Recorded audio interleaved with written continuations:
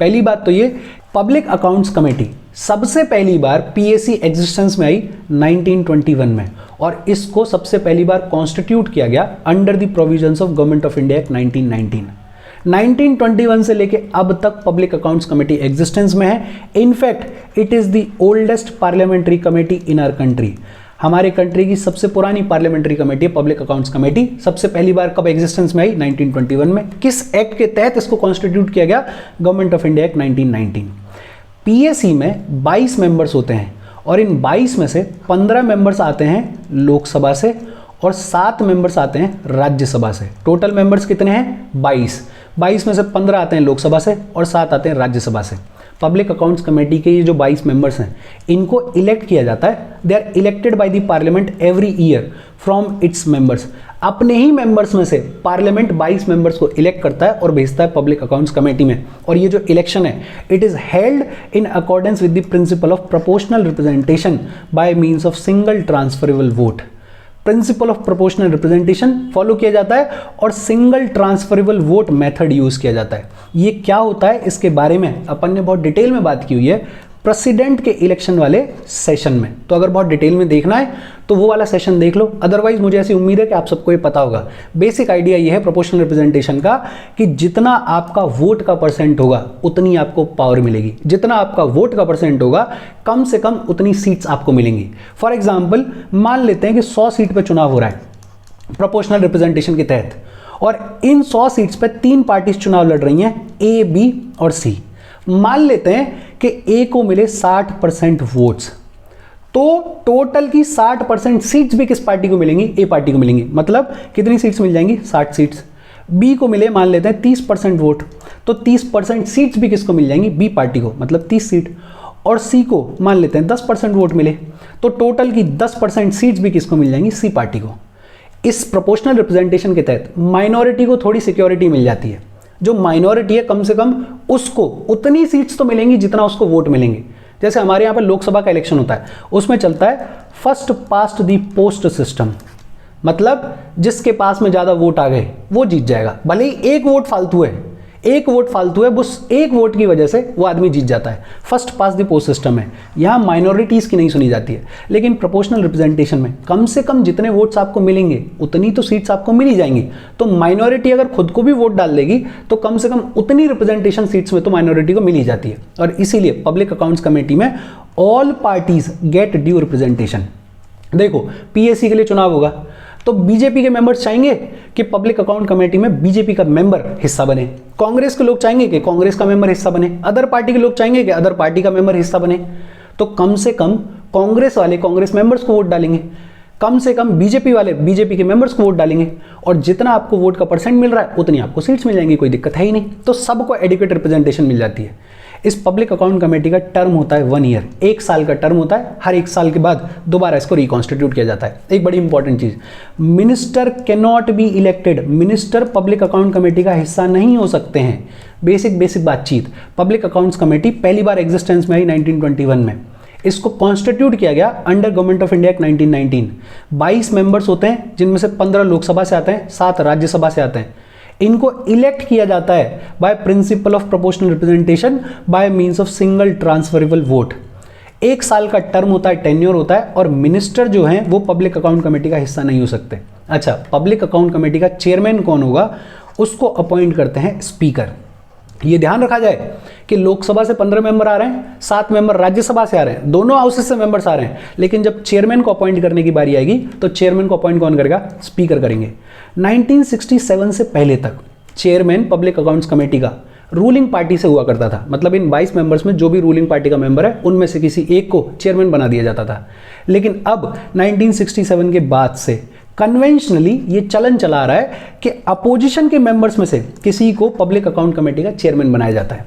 देखो हमारी democratic country है, पार्लियामेंट्री फॉर्म ऑफ गवर्नमेंट है, और वो पार्लियामेंट्री फॉर्म ऑफ गवर्नमेंट सिर्फ ऊपरी लेवल पे नहीं है, डीपर लेवल्स पे है। जैसे ये कमेटीज हैं, पब्लिक अकाउंट कमेटी। अब चेयरमैन का सिग्निफिकेंस है तो अपोजिशन को कह रहे हैं कि भाई हम आपको पीछे नहीं छोड़ रहे हैं, आपका जो मेंबर है उसको हम चेयरमैन बना रहे हैं पब्लिक अकाउंट कमेटी का, आपका भी से है, आपका भी बराबर का हक है। ये जो पब्लिक अकाउंट्स कमेटी है ये बड़ी इंपॉर्टेंट कमेटी है।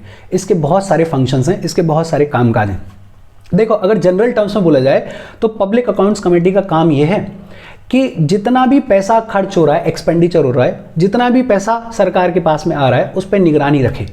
पब्लिक पर्स जितना भी है, पैसा जितना भी है, उस पर निगरानी रखे, ध्यान रखे कि कहीं कोई करप्शन तो नहीं हो रहा, ध्यान रखे कि जिस चीज़ के लिए सरकार पैसा दे रही है वो लीगली दे रही है नहीं दे रही है, ध्यान रखे कि जो पैसा दिया गया है वो पैसा ठीक चीज़ के लिए दिया गया है। लीगली हो सकता है दे दिया गया हो, लेकिन सही चीज़ के लिए ना दिया गया हो, वेस्ट हो रहा हो, ऐसा सब कुछ ना हो, उस पर निगरानी रखती है पब्लिक अकाउंट्स कमेटी। अगर डिटेल में फंक्शंस देखें तो फंक्शन एक तो है examines the appropriation accounts and finance accounts of the union government and any other account laid before Lok Sabha. Appropriation account क्या होता है ये अपने को पता होना चाहिए। जब अपन बजट के बारे में बात कर रहे थे तो सेकेंड लास्ट स्टेज है पासिंग ऑफ एप्रोप्रिएशन बिल। इस एप्रोप्रिएशन बिल के थ्रू जो भी डिमांड फॉर ग्रांट्स रखी जाती हैं, जो भी मिनिस्ट्री जो भी पैसा मांगती हैं, उन पैसों को अगर कंसोलिडेटेड फंड ऑफ इंडिया से निकालना है तो एप्रोप्रिएशन बिल को पास करवाया जाएगा। एप्रोप्रिएशन अकाउंट में एक्चुअल एक्सपेंडिचर कितना हुआ और कितना एक्सपेंडिचर सैंक्शन किया गया था, मतलब कितना पैसा खर्च करने का अलाउ किया गया था पार्लियामेंट के द्वारा किसी पॉलिसी के लिए, किसी स्कीम के लिए, और कितना एक्चुअल एक्सपेंडिचर हुआ है, उन दोनों के बीच में कंपैरिजन एप्रोप्रिएशन अकाउंट्स में किया जाता है। पीएससी चेक करती है। दूसरा finance accounts. Finance account, finance bill जो लास्ट स्टेज होती है, जो इनकम साइड होती है सरकार की, कि टैक्स कितना आएगा, कैसे कलेक्ट किया जाएगा, वो सारी चीजें किसमें आती हैं? फाइनेंस अकाउंट में। और इस फाइनेंस अकाउंट में पीएससी देखती है कि एनुअल रिसीट्स कितनी है, सरकार के पास में कितना पैसा आया, कहां से आया, और डिसबर्समेंट्स कितने हैं, मतलब पेमेंट्स कितने हुए, किन चीजों के लिए हुए। इन चीजों पे पूरा ध्यान रखती है, कैलकुलेट करती है पीएससी। देखती है कि सही खर्चा हुआ या नहीं हुआ, कहीं करप्शन तो नहीं है, कहीं वेस्टेज तो नहीं है, जिन चीजों के लिए पैसा दिया गया उनको सही से यूटिलाइज किया गया या नहीं किया गया। यही सारी चीजें एग्जामिन कर रही है पब्लिक अकाउंट्स कमेटी। अच्छा, दूसरा, it scrutinises annual audit report of CAG, controller auditor general of India. इसके बारे में अपन पढ़ेंगे, अलग से चैप्टर है। ये बड़ी इंपॉर्टेंट अथॉरिटी है। बेसिकली इनको गार्जियन ऑफ पब्लिक पर्स कहा जाता है। जो पब्लिक का पैसा है उसका गार्जियन किसे कहा जाता है? Controller auditor general of India. Controller auditor general of India जब साल खत्म होता है तो उसके बाद में 3 रिपोर्ट्स प्रिपेयर करते हैं। ऑडिट रिपोर्ट्स मतलब पूरा छानबीन करेंगे, देखेंगे पैसा कहाँ लगा, कैसे लगा। उन 3 रिपोर्ट्स में से एक रिपोर्ट होती है audit report of appropriation accounts, दूसरी होती है audit report of finance accounts, और तीसरी होती है audit report of public undertakings. ये तीनों नाम लक्ष्मीकांत में दिए हुए हैं। Audit report of appropriation account, ये रिपोर्ट, ये तीनों रिपोर्ट्स, इनफैक्ट एक ही क्यों, ये तीनों रिपोर्ट सीएजी तैयार करते हैं, देखते हैं कि भैया पैसा सही से लगा या नहीं लगा, कहीं वेस्टेज तो नहीं है, कहीं करप्शन तो नहीं है, और फिर इस रिपोर्ट को प्रिपेयर करके प्रेसिडेंट को सबमिट कर देता है। प्रेसिडेंट इन तीनों रिपोर्ट्स को सामने रखता है पार्लियामेंट के। अब पार्लियामेंट एक्सपर्टीज नहीं है, उतना टाइम नहीं है, कहाँ सीएजी की रिपोर्ट के एक एक चीज को पढ़ेंगे, तो पार्लियामेंट इन तीनों रिपोर्ट्स को फॉरवर्ड कर देता है पब्लिक अकाउंट्स कमेटी के पास में, और पब्लिक अकाउंट्स कमेटी इन्हीं तीनों रिपोर्ट्स के थ्रू स्टडी करती है, एग्जामिन करती है एप्रोप्रिएशन अकाउंट को, फाइनेंस अकाउंट को। ये जो सीएजी है ये बड़ा इंपॉर्टेंट अथॉरिटी है हमारी कंट्री में।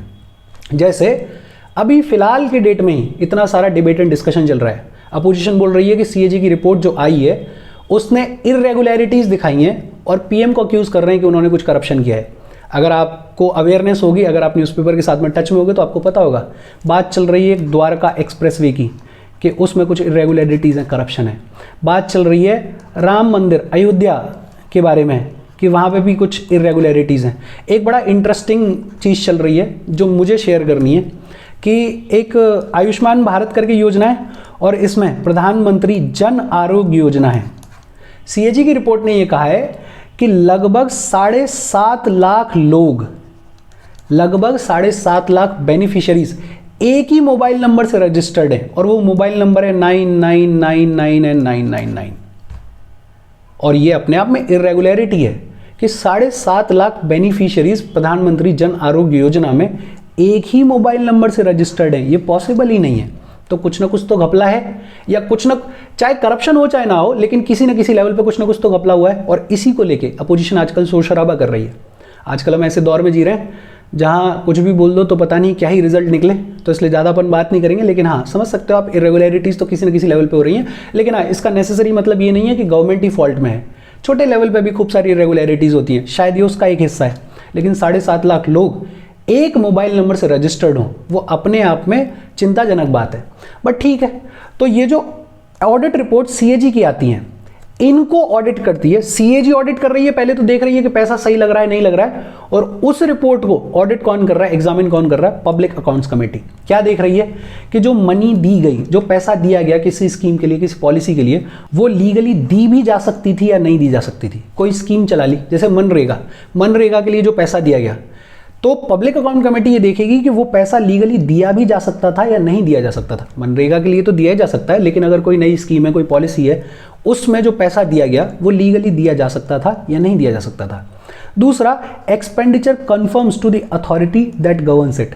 ये जो एक्सपेंडिचर खर्चा किया गया, इसको खर्चा करने वाली जो अथॉरिटी है उसको पावर है भी या नहीं उसको खर्च करने की, वो भी चेक करती है। अब ऐसा थोड़ी है कि कोई भी खर्च करके चला जाएगा। पैसा दे दिया गया पार्लियामेंट के द्वारा, लेकिन खर्च जो अथॉरिटी कर रही है वो भी वो होनी चाहिए जिसके पास में वो पावर हो, जिसको अलाउ करते हो रूल्स एंड रेगुलेशंस। और तीसरा चेक करती है every reappropriation made according to the law और नॉट। जो रीअप्रोप्रिएट करते हैं हम अपनी मनी को, एक हेड से लेकर दूसरे हेड को ट्रांसफर करते हैं, वो जो रीअप्रोप्रिएशन है या किसी भी स्कीम के लिए, किसी भी पॉलिसी के लिए जो पैसा दिया जा रहा है, वो कानूनन तौर पे किया जाए। ऐसा नहीं है कि randomly consolidated fund of India से पैसा निकाला और दे दिया, या किसी स्कीम के लिए दिया गया था दूसरी स्कीम को ट्रांसफर कर दिया, ऐसा नहीं हो सकता। रीअप्रोप्रिएशन भी अगर करना है आपको तो कानूनन तौर पे किया जाएगा। दो फंक्शंस, दोनों ही एक बात कर रहे हैं। बेसिक आइडिया ये है कि CAG, controller auditor general of India, audit reports तैयार करते हैं। 3 ऑडिट रिपोर्ट्स हैं इनकी। एक होती है audit report of appropriation account, दूसरी होती है audit report of finance accounts, और तीसरी होती है audit report of public undertakings. ये जो तीसरी वाली है audit report of public undertakings, इसको थोड़ी देर के लिए साइड में रखना। लेकिन हाँ, इन तीनों रिपोर्ट्स को सीएजी तैयार करके और भेजती है प्रेसिडेंट के पास में। प्रेसिडेंट इसको सामने रखते हैं पार्लियामेंट के, और पार्लियामेंट के पास उतना टाइम नहीं, एक्सपर्टीज नहीं, तो पार्लियामेंट इन तीनों रिपोर्ट्स को भेज देता है पब्लिक अकाउंट्स कमेटी के पास में। और पब्लिक अकाउंट्स कमेटी इन्हीं तीनों रिपोर्ट्स के थ्रू इन एप्रोप्रिएशन अकाउंट्स को, इन फाइनेंस अकाउंट्स को एग्जामिन करती है, स्क्रूटनाइज करती है, देखती है कि जो पैसा दिया गया वो लीगली दिया गया या दिया नहीं जा सकता था। फिर देखती है कि जिस अथॉरिटी ने एक्चुअल में एक्सपेंडिचर किया उसके पास में ये राइट था, उसको अलाउ करते थे रूल्स कि वो खर्चा कर सके। और तीसरा चेक करती है कि कोई भी अगर रीअप्रोप्रिएशन किया गया है तो वो कानूनन तौर पे किया गया है। इसके अलावा भी कुछ फंक्शंस हैं, जैसे it examines accounts of state corporations, trading concerns, manufacturing projects and audit report of CAG on them. State corporations जितने भी हैं, मतलब स्टेट रन बिजनेसेस जितने भी हैं, सरकार द्वारा चलाए जाने वाले जितने भी बिजनेसेस हैं, for example Coal India limited.